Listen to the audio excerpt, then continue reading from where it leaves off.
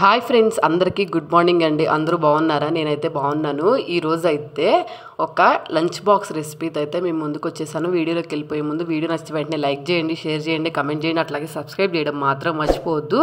అందరూ వీడియో చూస్తారు కానీ ఎవరు సబ్స్క్రైబ్ చేసుకోలేదు. వీడియో నచ్చితే మాత్రం ఖచ్చితంగా సబ్స్క్రైబ్ చేసేసుకోండి. కర్రీ ఏం చేయాలో తెలియనప్పుడు, నెక్స్ట్ అలాగే కూరగాయలు ఇంట్లో ఏమీ లేనప్పుడు, కర్రీస్ తిని బోరు కొట్టినప్పుడు ఒకసారి ఇట్లా ట్రై చేయండి. భలే ఉంటుంది రెసిపీ మాత్రం. ప్రాసెస్ అయితే చెప్పేస్తాను. ఫస్ట్ ఒక గిన్నె తీసుకొని అందులోకి 4 గ్లాసులు ఏదైనా మెజర్మెంట్తో అయితే తీసుకోండి. నేనైతే గ్లాస్ తీసుకుంటున్నాను. 4 గ్లాసుల బాస్మతి రైస్ అయితే తీసుకుంటున్నాను. మీరు నార్మల్ రైస్తో అయినా చేసుకోవచ్చు. 4 గ్లాసులతో రైస్ వేసేసుకున్నాం కదా, కాబట్టి వాటర్ వేసుకొని ఒక 2-3 టైమ్స్ నీట్గా వాష్ చేసేసుకొని వాటర్ తీసేసి మళ్ళీ కొంచెం వాటర్ పోసుకొని అయితే రైస్ నానబెట్టుకొని ఉంచుకోండి. బాస్మతి రైస్ అయితే కొంచెం ముందు నానితే చాలా ఫాస్ట్గా కుక్ అవుతుంది. కాబట్టి నేను కొంచెం సేపు నానబెట్టుకుందామని చెప్పి వాష్ చేసుకొని రైస్లో నీళ్లు పోసుకొని పక్కన పెట్టేసుకొని నెక్స్ట్ ఒక జార్ తీసుకొని అందులోకి ఒక 4 నుంచి 5 టమాటోలను అయితే ఇలా పీసెస్ లాగా కట్ చేసుకొని మిక్సీ జార్లోకి వేసేసుకొని దీన్ని మరీ ప్యూర్ పేస్ట్ లాగా కాకుండా కొంచెం బరకగా ఉండేటట్టే గ్రైండ్ చేసుకోండి.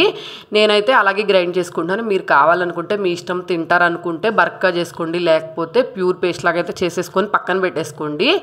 నెక్స్ట్ ఒక గిన్నె తీసుకొని అందులోకి కొంచెం ఆయిల్, నెక్స్ట్ అలాగే కొంచెం గీ యాడ్ చేస్తున్నాను. మీరు మొత్తం ఆయిల్ అయినా యాడ్ చేసుకోవచ్చు. నెక్స్ట్ మీ దగ్గర ఏ మసాలాస్ అయితే ఉంటాయో స్పైసెస్ అవి వేసుకోండి. అవి వేసుకున్న తర్వాత కొంచెం ఫ్రై అయిపోయిన తర్వాత జీడిపప్పు వేసుకోండి. అవి కూడా ఒకసారి కలిపేసుకొని ఫ్రై అయిపోయిన తర్వాత ఆనియన్స్ సన్నగా కట్ చేసుకొని యాడ్ చేసుకోండి. నెక్స్ట్ అలాగే ఒక్క టమాటోనైతే ఇలా పీసెస్ లా కట్ చేసుకొని వేసుకోండి. నెక్స్ట్ అలాగే ఒక పచ్చిమిర్చిని ఇలా కట్ చేసుకొని వేసుకోండి.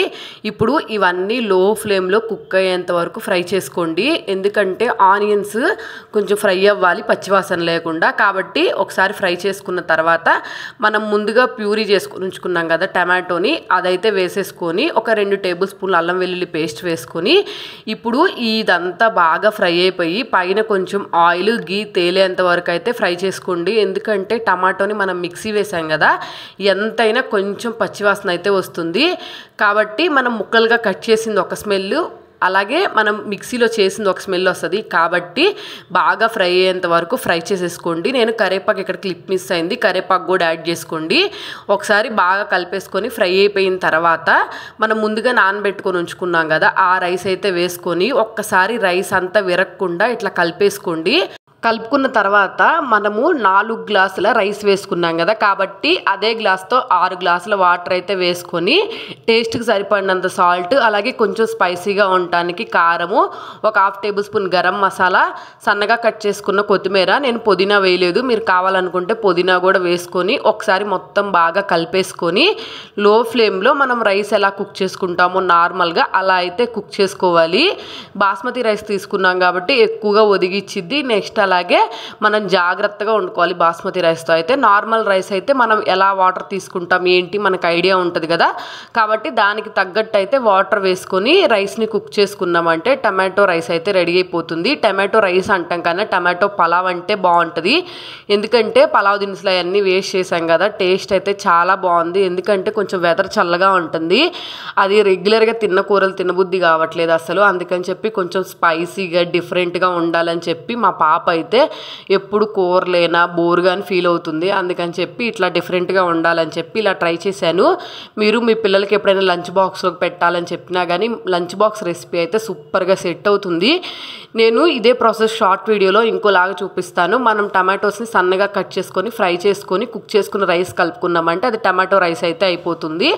కాబట్టి అలా కూడా ఒకసారి ట్రై చేయండి. చూసారు కదా, ఇప్పుడు మధ్యలో మనం అడుగంటకుండా రైస్ని తిప్పుకుంటూ ఉండాలి. నేను రైస్లో కొంచెం వాటరు లైట్గా ఎక్కువ యాడ్ చేశాను. ఎందుకంటే మరీ పొడిలాడుతా రాకుండా కొంచెం మాయిశ్చర్గా ఉంటే రెసిపీ బాగుంటుంది అని చెప్పి, ఏ రెసిపీస్ ఎలా తినాలో అలా తింటేనే టేస్ట్ బాగుంటుంది. కొంచెం మాయిశ్చర్గా ఉంటే మనకు ఆరిపోయిన తర్వాత కూడా రెసిపీ బాగుంటుంది టేస్ట్. అందుకని చెప్పి నేను అలా చేశాను. మీరు కావాలనుకుంటే మీకు నచ్చిన ప్రాసెస్లో అయితే చేసుకోవచ్చు. ఇప్పుడు మనం ఒక బౌల్లో సర్వ్ చేసుకొని నేనైతే ఇట్లా నీట్గా పెట్టుకున్నాను ప్లేట్లో. వేడిగా పొగలు వస్తుంది, బయట వెదర్ ఏమో చల్లగా ఉంది. ఆనియన్స్ పెట్టుకొని తింటుంటే ఇంకా కర్రీ లేదు అన్న ఫీలింగ్ కూడా మనకు అసలు అనిపించదు. మా పాప అయితే భలే ఇష్టంగా తినింది, నాకు బాగా నచ్చింది.